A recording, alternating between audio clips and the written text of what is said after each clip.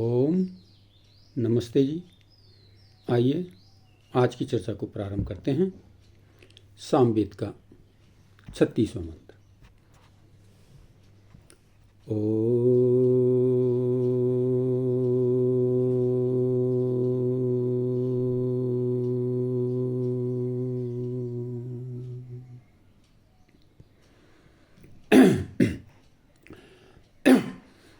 पाहि पाहिनो अग्न एकया पायुतदितीयया पाहि गीर्भिस्तिस्रभिर्ऊर्जा पते पाहि चतस्रभिर्वासु। कहा, हे प्रभु, जैसे वेदों के पवित्र उपदेशों से संसार भर में हे प्रभु, जैसे वेदों के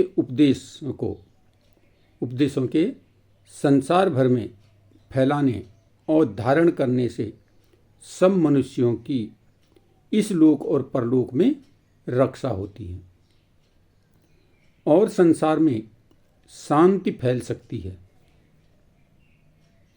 ऐसी राजादिकों के पुलिस आदि प्रबंधों से भी नहीं।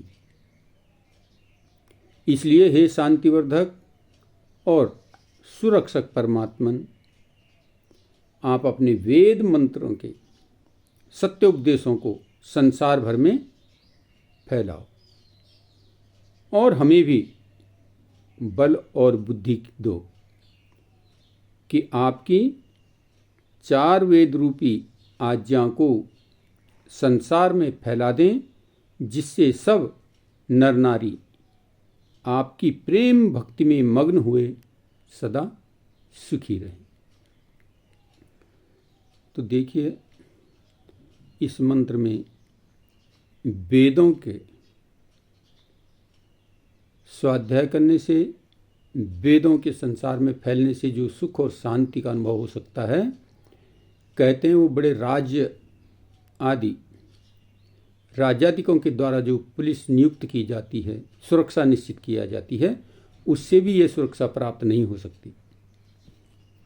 जितना वेदों के प्रचार प्रसार से, वेदों के स्वाध्याय करने से प्रत्येक मनुष्य को सुख और शांति प्राप्त हो सकती है, वो कितने से कितना भी राज्याधिकारी व्यवस्था बनाए, लेकिन उस व्यवस्था में वो सफल नहीं हो सकता। उससे वो पूर्ण रूप से सुख और शांति प्राप्त नहीं हो सकती।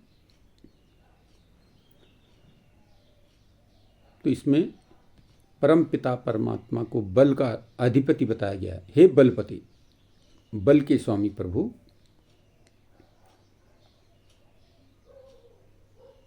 आप एकया ऋग्वेद के उपदेशों से पाही हमारी रक्षा करो। द्वितीय यजुर्वेद आदि से रक्षा करो। तृतीया ऋग, यजुर और सामवेद, इन तीनों से हमारी रक्षा करो। और चतस्रभी, चारों वेदों से, ऋग यजुर साम अथर्व, इन चारों वेदों का उपदेश इस संसार भर में फैला दो प्रभु। इस संसार भर को वेदों से भर दो। कहते हैं वेद के ज्ञान से जो अनुभव, जो सुख और जो शांति प्राप्त होती है, वो बड़े बड़े कार्यों से नहीं प्राप्त की जा सकती। उदाहरण के तौर पर यहाँ पर दिया गया है कि राजा आदि जो पुलिस की व्यवस्था बनाते हैं, अपने देश में सुरक्षा, सुख, शांति के लिए, जो शांति की व्यवस्था के लिए पुलिस की व्यवस्था करते हैं, उससे भी इतनी शांति प्राप्त नहीं हो सकती जितनी कि वेदों के पढ़ने से होती है, वेदों को अपने जीवन में धारण करने से होती है।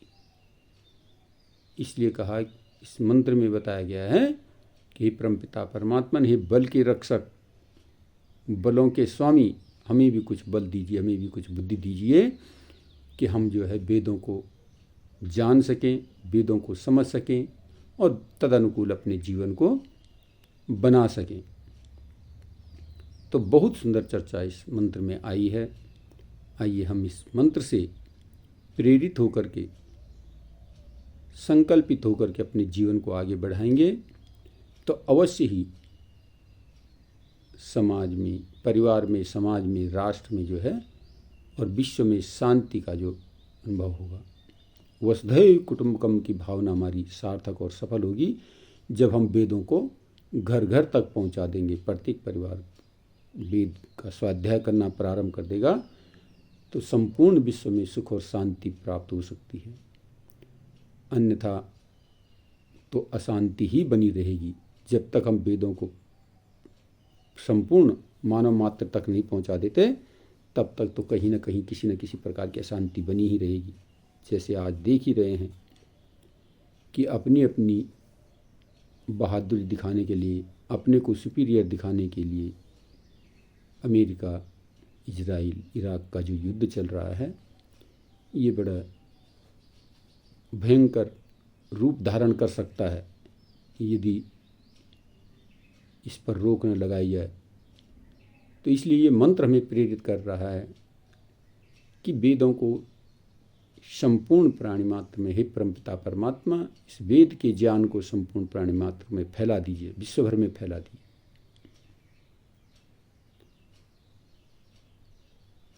जिससे जो है प्रत्येक मनुष्य वेद स्वाध्याय करके अपने आप को सुधार सके, और जब अपने आप को सुधार लेगा तो समाज, राष्ट्र और विश्व स्वयं ही सुधर जाएगा। तो बहुत सुंदर चर्चा इस मंत्र में आई है। आइए इस मंत्र को अपने जीवन में आत्मसात करते हुए हम वेदों का स्वाध्याय करें और अपने जीवन को सुख और शांति की ओर ले जाने का प्रयत्न करें। तो आइए आज की चर्चा को यहीं पर विरमित करते हैं। ओम शांति।